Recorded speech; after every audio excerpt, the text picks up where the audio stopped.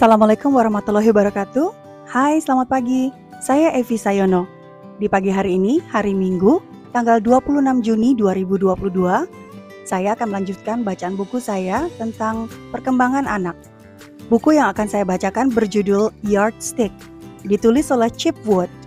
Hari ini, saya masih akan melanjutkan membacakan bagian opening atau pembukaan yang berisikan ciri-ciri umum atau ciri-ciri general dari pertumbuhan dan perkembangan anak berusia 5 tahun. Karena buku ini belum tersedia dalam edisi bahasa Indonesia, maka saya akan membacakannya dalam bahasa asli, yaitu bahasa Inggris. Kemudian saya langsung akan menginterpretasikannya ke dalam bahasa Indonesia per paragraf. Sebelum saya baca, saya mohon izinnya apabila teman-teman belum sempat mengklik tanda subscribe, silahkan diklik tanda subscribe-nya ya. Teman-teman juga bisa mengklik tanda lonceng, sehingga jika saya mengupload video bacaan buku terbaru, maka teman-teman akan dapat dengan sendirinya terupdate. Jika teman-teman menyukai apa yang saya bacakan pada video ini, silakan diklik tanda like-nya juga ya. Dan terakhir, jika teman-teman merasa bahwa akan ada banyak kolega lain yang akan dapat memetik manfaat dari bacaan buku perkembangan anak ini, monggo ya silakan diklik tanda share, lalu membagikan link video ini ke sosial media yang teman-teman punya. Jika teman-teman berkenan ingin membaca buku ini secara langsung untuk mendapatkan pemahaman yang lebih menyeluruh, monggo ya silakan teman-teman membrowsing dan kemudian mencarinya di situs-situs belanja buku internasional. Baik teman-teman, mari kita mulai. Selamat mendengarkan. Yardstick, Characteristic of 5-year-olds, page 58. Lanjutan bacaan buku Yardstick, anak usia 5 tahun, halaman 58. Young 5-year-olds seem in a period of consolidation, resting from the exuberant, somewhat wild behavior of 4. At 4, children exaggerate, tell long stories, talk constantly, and are always in motion. At 5, they are a little calmer, more literal, and exact.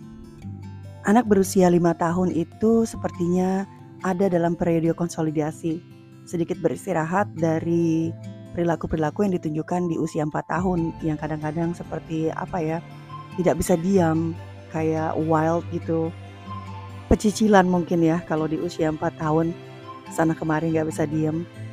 Nah di usia 4 tahun biasanya anak-anak itu suka exaggerate, melebih-lebihkan, terus kemudian kalau cerita tuh panjang-panjang, talk constantly atau gak bisa berhenti bicara, dan selalu bergerak. Nah kebalikannya di usia 5 tahun, anak-anak ini akan berubah menjadi sedikit lebih kalem. Kemudian mereka juga menjadi literal dan exact. Literal itu kalau bicara seperti dia mengambil makna sebenarnya ya. Seperti cerita Ramona tadi, kalau dia dibilang dia akan duduk di situ at the present time. At present time maksudnya adalah duduk di sebuah tempat di saat ini. Maka si Ramona di rekaman sebelumnya mengatakan bahwa saya kalau duduk di sini nanti dapat present, hadiah. Kayak gitu maksudnya literal. One word answers, good and fine, replace the elaborate explanations. Parents who try to get answers to the question, what did you do in school today, may find 5s frustrating. Nah kalau di usia 4 tahun anak-anak cenderung memberikan jawaban yang panjang banget ya. Nah di usia 5 tahun ini kebalikannya. Ketika kita memberikan pertanyaan, gimana sekolah hari ini? Lalu jawaban anak usia 5 tahun ini akan singkat seperti, oh oke, good, baik-baik aja kok sekolah, oke aja, kayak gitu. Nah kalau misalnya orang tua kemudian bertanya kepada anak 5 tahun dan mengharapkan jawaban yang elaborate, ini akan sedikit frustrating ya buat orang tua. At 5, children's vision most easily focuses on objects near to them. They become engrossed in the details of a block construction or a complicated painting because they cannot easily sweep their eyes laterally across a printed page, left to right and right to left. Most 5-year-olds are not ready for formal reading instructions. Pada usia 5 tahun, penglihatan mereka ini biasanya terfokus kepada benda-benda yang berada di dekat mereka. Anak-anak usia 5 tahun biasanya akan sangat berminat sekali kepada detail-detail yang ada ketika mereka membangun sebuah konstruksi yang terbuat dari balok-balok gitu. Atau mereka juga akan sangat perhatian kepada lukisan-lukisan atau painting yang agak sedikit lebih rumit. Perkembangan penglihatan anak usia 5 tahun ini, matanya mereka juga belum bisa dengan mudah ngelihat dari kiri ke kanan ya, atau ke samping. Maka ketika melihat tulisan yang dicetak gitu ya, maksudnya buku gitu, meskipun tulisannya besar-besar, tapi kalau mereka harus melihat dari kiri ke kanan, lalu kembali lagi kanan ke kiri, nah mereka itu belum bisa banget. Jadi ini makanya untuk anak umur 5 tahun, mereka itu belum siap untuk diajarkan bagaimana membaca secara formal ya, maksudnya membaca dengan teks yang banyak gitu. It is especially important to remember that 5-year-olds do not think the same way about the world as adults do. Cause and effect are not explained through logic, but rather through intuition. 5-year-old thought that appears illogical. For example, I go to sleep because it's night can be considered pre-logical, bound by the senses, restricted to what they can see. 5s must act on one thing at a time. The best kindergarten teachers know that they too must focus on one thing at a time, keeping expectation clear and simple. Hal yang paling penting untuk kita ingat adalah bahwa anak usia 5 tahun itu cara berpikirnya tidak sama dengan cara berpikir orang dewasa. Misalnya sebab dan akibat. Sebab dan akibat ini tidak bisa dijelaskan melalui pemikiran yang logis pada anak usia 5 tahun. Mereka alih-alih menggunakan pemikiran logis, mereka menggunakan intuisi. Anak usia 5 tahun itu pemikirannya belum logis. Mereka misalnya menganggap bahwa aku tidur karena ini malam. Kalau buat orang dewasa ini seperti illogical ya, karena kita tidur ya karena kita lelah atau kehabisan energi. Tapi buat anak umur 5 tahun, ya ini dia tidur karena ini sudah malam. Kenapa? Karena pemikirannya mereka itu terbatas pada hal-hal yang mereka lihat, hal-hal yang mereka biasa lakukan. Kalau di rumah kan mereka disuruh tidur kalau sudah gelap. Nah itu mereka menganggap bahwa ya dia tidurnya karena memang sudah gelap, sudah malam. Jadi pemikiran anak usia 5 tahun itu dibatasi oleh hal-hal yang biasa mereka lihat dan juga dibatasi oleh hal-hal yang bisa mereka rasakan melalui panca indera mereka. Batasan berikutnya adalah bahwa anak usia 5 tahun itu hanya bisa mengerjakan satu hal pada satu waktu. Guru-guru TK yang hebat itu tahu bahwa anak usia 5 tahun hanya bisa mengerjakan satu hal di satu waktu. Oleh karena itu, guru-guru TK-nya itu biasanya membuat ekspektasi-ekspektasi atau penugasan-penugasan yang diberikan guru TK kepada anak usia 5 tahun itu pasti dibuatnya dengan cara yang jelas, sejelas mungkin dan juga sesimpel mungkin.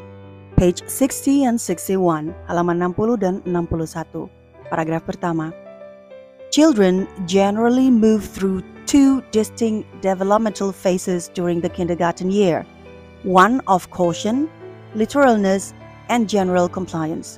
A second of experimentation, oppositional behavior, and uncertainty. Some aspects of these developmental phases results from visual and perceptual changes, as in letter and number reversals.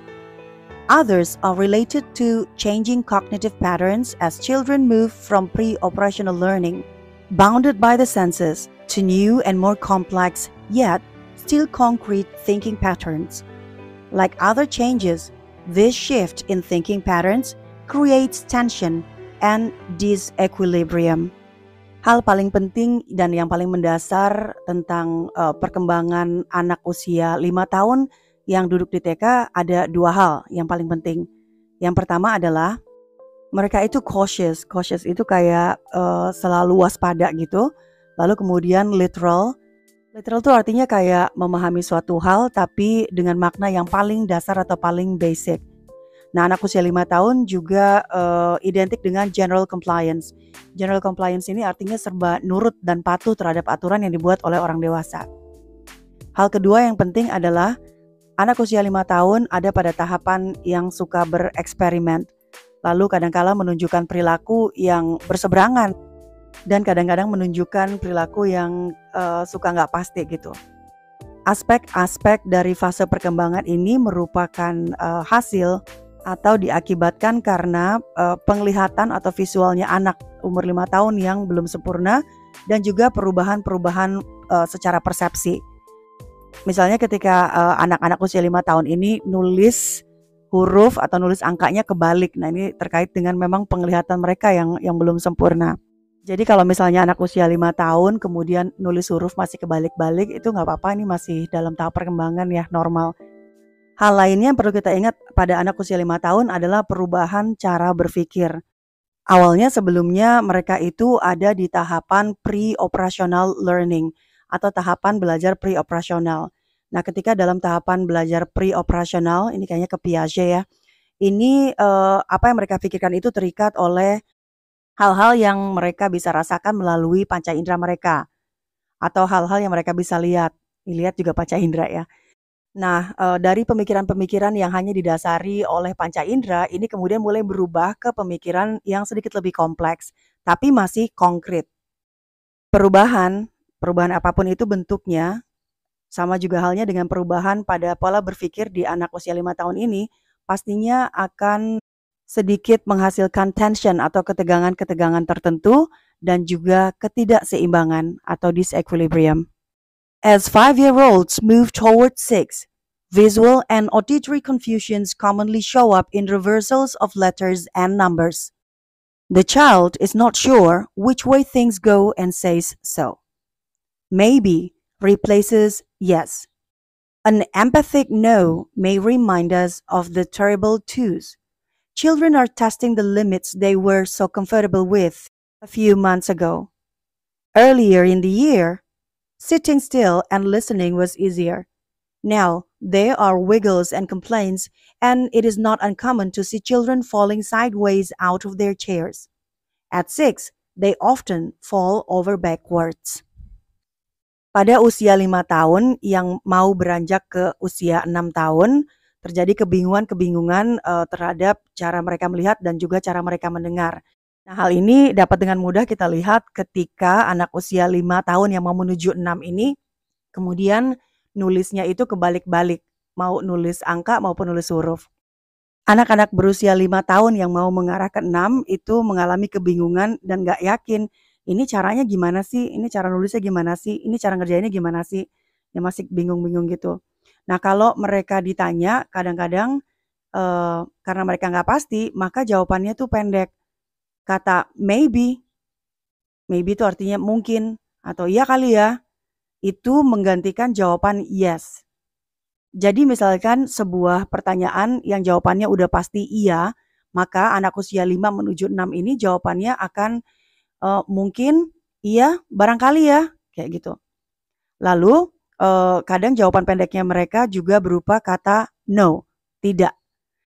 Yang kadang-kadang dapat terdengar menyebalkan ya buat orang dewasa, tapi kita masih ingat bahwa itu normal ya buat anak 5 tahun untuk jawab cuma yes atau no. Kalau misalnya pada umur 5 tahun awal mereka tuh seperti compliance, kayak nurut banget pada semua aturan. Nah, ketika mereka mulai beranjak ke usia 6, 5 mau ke 6, nah mereka mulai tuh ngetes-ngetes gitu ya. Aturan yang dibuat oleh orang dewasa kadang kayak agak dilanggar. Mau ngelihat bahwa how far can they go with this gitu, kayak apa sih kalau aku langgar, masih ngetes-ngetes gitu, nyoba. Padahal baru beberapa bulan lalu ya, usia 5 mereka nurut banget. Sekarang 5 menuju ke 6, mungkin 5 tahun 7 bulan, 5 tahun 6 bulan, mereka jadi nggak nurut gitu. Jadi kalau kita nganggap bahwa, kayaknya kemarin masih nurut kok sekarang enggak, dia jadi nakal. Itu bukan nakal ya ibu dan bapak, itu lebih kepada memang dalam usia 5 mau ke 6, mereka cara berpikirnya itu lagi mengalami perubahan. Makanya mereka lagi kayak ngetes-ngetes gitu ke orang tua. Jadi bukan nakal mungkin. Ini memang sesuai dengan tahapan perkembangan anak terutama dalam perkembangan kognitif. Lagi coba mikir ya. Di awal-awal 5 anak-anak itu biasanya gampang banget ngedengerin orang dewasa. Lalu duduk tenang juga akan lebih mudah di usia 5 awal-awal ya. Tapi begitu 5 beranjak ke 6, duduk tenang itu jadi kayak suatu tantangan buat mereka, pengen bergerak.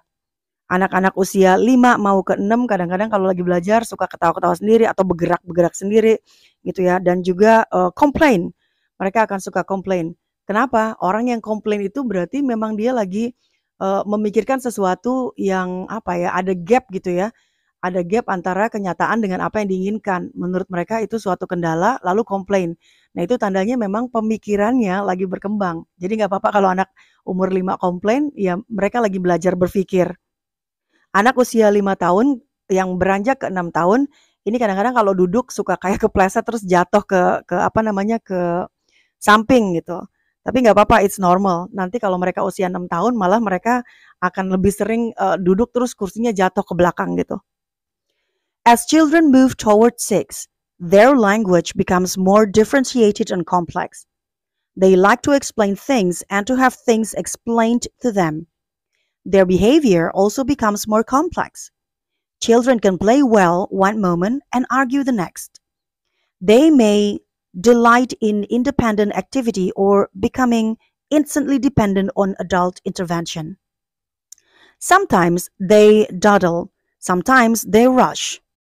Initiative drives them forward. The more they can do on their own, the stronger they feel. But they also hate to fail at tasks. With the support of sympathetic adults, however, 5-year-olds will keep trying and their efforts will engender feelings of self-worth and purposefulness. This prepares children to venture into a lengthy period of industrious learning between the ages of 6 and 11. Ketika anak beranjak dari usia 5 tahun menuju ke 6 tahun, penggunaan bahasa mereka itu menjadi lebih differentiated, lebih bervariasi, dan juga lebih kompleks. Anak-anak usia 5 menuju 6 ini mereka suka menjelaskan sesuatu dan juga suka mendengarkan penjelasan. Perilaku anak-anak ini juga berubah menjadi lebih kompleks. Anak-anak usia ini awal-awal bisa aja nih main, kemudian mainnya juga akur-akur aja, tapi the next minute nggak lama kemudian terus berantem atau argue. Nah, ini normal.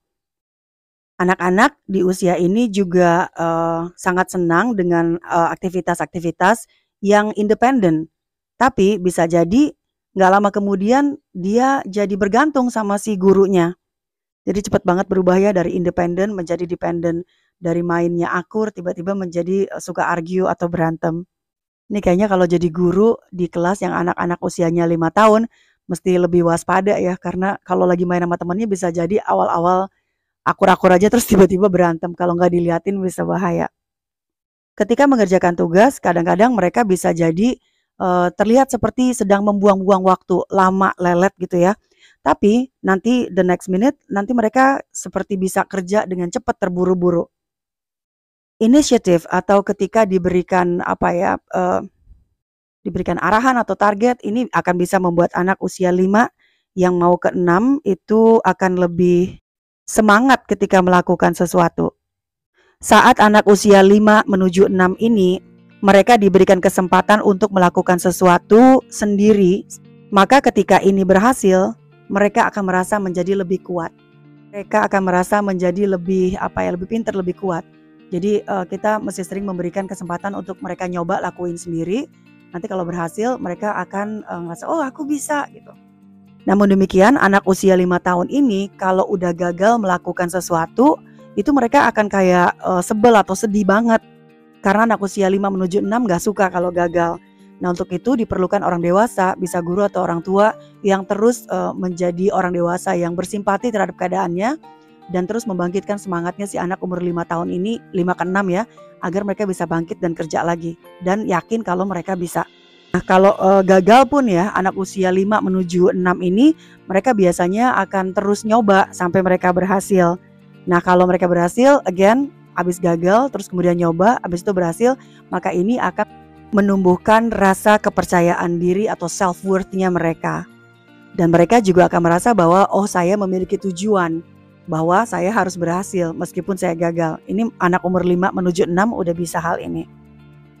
Nah kebiasaan mereka untuk mencoba lagi dan terus mencoba lagi meski gagal, hal inilah yang akan mempersiapkan mereka kepada usia yang masuk ke sekolah dasar, yaitu umur 6 sampai 11 tahun.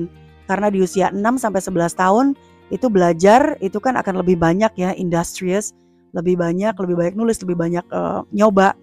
Ini sebabnya anak usia 5 menuju 6 itu perlu dilatih, perlu dibimbing bahwa ketika mereka gagal, oh ya coba lagi. Adults-nya dikelilingi anak usia yang 5-6 mesti benar-benar bersimpati, lalu menumbuhkan semangatnya lagi. Gak apa-apa gagal, coba lagi. Baik, ini ada di halaman 61 dan saya akan mengakhiri bacaan saya di bagian opening untuk karakteristik anak usia umur 5 tahun serta anak usia 5 menuju ke 6 tahun.